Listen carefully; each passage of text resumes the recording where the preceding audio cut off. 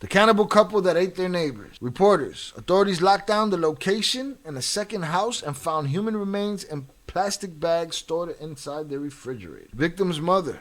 According to documents, his wife admitted that her husband filleted my daughter's legs and that he collected over a kilo of meat and that days later they roasted and ate it.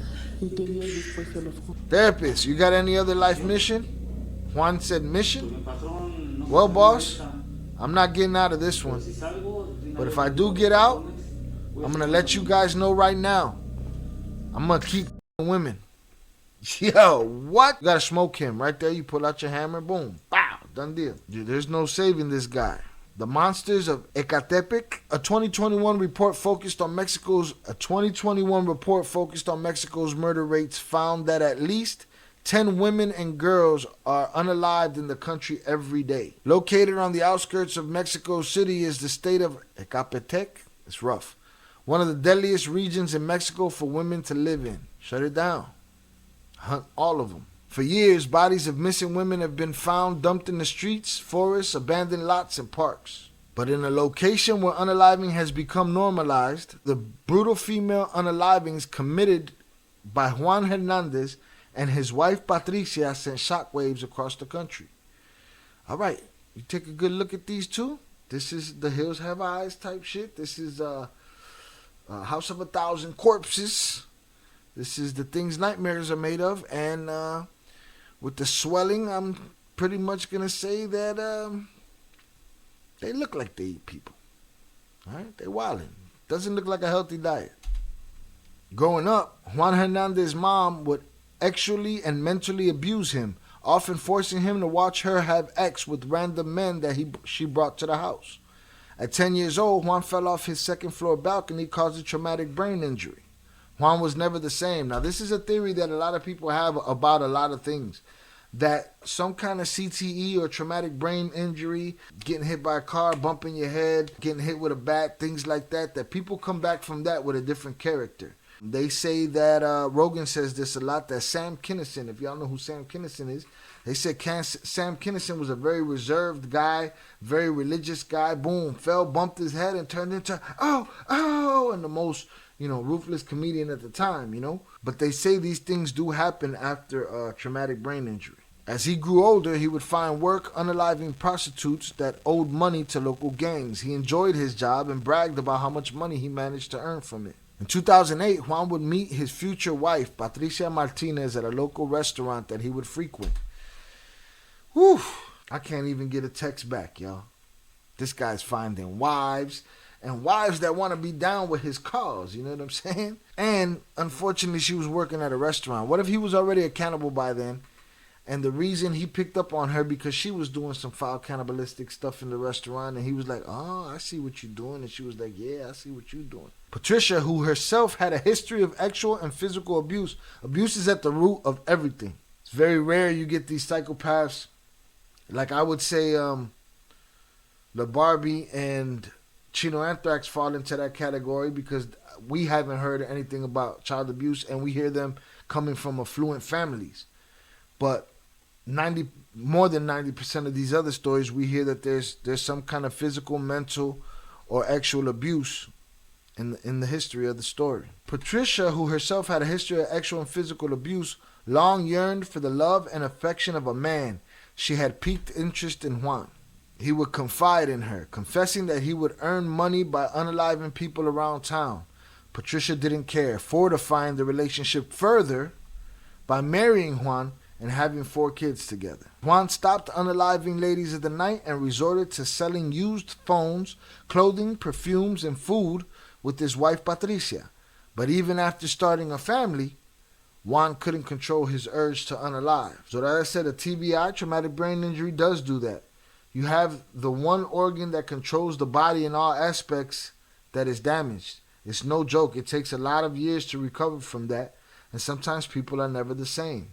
In 2012, Juan would tell his wife that he wanted to lure women into their apartment complex so that he can rob and violate them. Patricia wanted to make her husband happy and allowed it. He would put flyers around town that promised an easy cleaning job with great pay at his small apartment complex.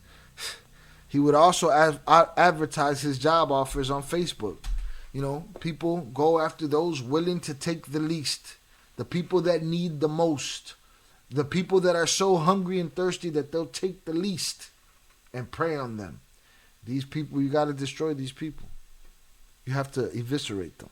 On January 12, 2012, 22-year-old Fabiola Reyes, a mother of two, found one of those flyers and arrived at Juan's doorstep asking for a job. Juan invites her inside. Immediately, Fabiola becomes suspicious. There was barely any furniture and everything looked clean, but Juan insisted she takes care of a pile of dirty laundry in his bathroom. Apartment photo. That's the apartment? Wow. That's a cell or a tomb. He follows her from behind and suddenly puts her in a rear chokehold. He tells her it's a robbery and that if she complies, she'll make it out alive. Patricia, who stood by and witnessed the assault, was ordered by Juan to wait outside with the kids. Juan brutally violates Fabiola and proceeds to jab her in the throat repeatedly. He goes outside and invites Patricia and his kids back inside. Wow, it's twisted. Patricia peeked over at the bathroom entrance and saw Fabiola's lifeless, bleeding body along the floor. She remained quiet. Juan proceeds to start slicing Fabiola's legs and thighs. Patricia is encouraged by Juan to make a chili broth with the meat that night. That night, Fabiola's body was dumped in an empty lot. The couple's taste for human flesh had begun. Oh, this is definitely not getting monetized. It's loose. Months later, the couple would encounter one of their youngest victims. Her name was Luz del Carmen Miranda. She was 13 years old and lived in an apartment on the second floor. Wow. This story gives me anxiety. Luz was sitting on her doorstep when Juan took notice. He approaches her and offers to sell her jewelry and gold for cheap. He invites her to his apartment. Luz was violated and sliced in half by Juan. Her legs were also sliced up and roasted by Patricia. The couple only became more ruthless. Months after Luz's unaliving, Patricia was now in charge of convincing more women and young girls to come over to the apartment. So this pendeja's all the way in. She's part of it. Juan knew women would trust Patricia because she was a female. An unnamed mother and her 10-year-old daughter were the next victims. Wow. This time, Patricia participated in violating both the mother and the daughter. They were both chopped into pieces and cooked. From 2012 to 2018, women and young girls kept disappearing from the neighborhoods, all suffering the same fate. No one batted an eye. Just a country, not just that country, all over the world. Nobody gives a shit about the victims, these people. Nobody's out here hunting down these animals. It's crazy. But in 2018, the couple would get careless. Instead of waiting a few months between each unaliving, they would commit 3 femicides back to back. 23-year-old Arlette Hernandez was reported missing on April 23, 2018, after she didn't pick up her son from kindergarten. 29-year-old Evelyn Matus was reported missing on July 26, 2018, after going to Patricia's house to buy clothes for her children. Dirty people. 28-year-old Nancy Solorio and her 2-month-old daughter were reported missing on September 6, 2018. 2-month-old, bro. A 2-month-old, bro? I mean, it's already bad enough. They already been doing what they've been doing, but man, you can't let that guy leave that room that he's in giving that testimony. You know what I'm saying? Like, you got to put them in the wood chipper quick for baby clothes. A mother coming with her baby to get baby clothes because they don't have enough. And these people just waiting for them, sitting in wait. Pigs. Nancy Solorio was reportedly the last victim that Juan and Patricia unalived. Her baby was sold to strangers for $700 USD. They should let people do it. They should give dude the unaliving penalty and just let people do whatever they want to them. Put out a little raffle, and you get a certain amount of people, and they get to, for a certain amount of time, do whatever they want to that person. Stomp them, whatever. Right? Because the amount of suffering that they doled out, crazy. 3 missing women and a toddler from the same area in under 3 months had prompted interest from the local federal police forces. Oh man, took almost nothing, huh? 3 missing women and a toddler. That's all it took. From the same area in under 3 months. That's all it took for them to get their ass in gear and figure it out. Psh, you got stomped dude out right there. Federal police force sitting on their hands, they should get it too. They sold the little baby, man. Police were able to discover that all 3 women spoke to a stranger regarding the purchase of clothes before their disappearance. That would be the Patricia Sucia. Phone calls between the victims and the suspect were traced. All calls triangulating to a single location, Juan and Patricia's street block. See, y'all could have done that after the first one and just deaded it. You needed a pattern? I'm sure there was more than one. It didn't take 3 in 3 months. They had been doing it for a long time. Undercover police staked out near Juan and Patricia's home for weeks. On October 4th, 2018, totally unaware of the authorities, the couple exit their home carrying suspicious trash bags. Police snapped this picture. Look at these dogs. Worse than dogs. I can't put that on dogs. What's a horrible... Man, I don't think there's an animal that deserves it because the animal's just its nature. Look at these dogs. These gremlins. Gremlins deserve better. Officers approached the couple and asked what they're planning on throwing away. Nonchalantly, Patricia replies with human bodies. Inside the stroller, police find a human torso. So they going about their day. No problem.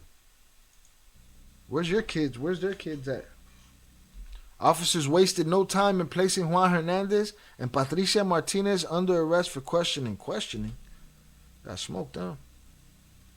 Look at, they put a vest on her.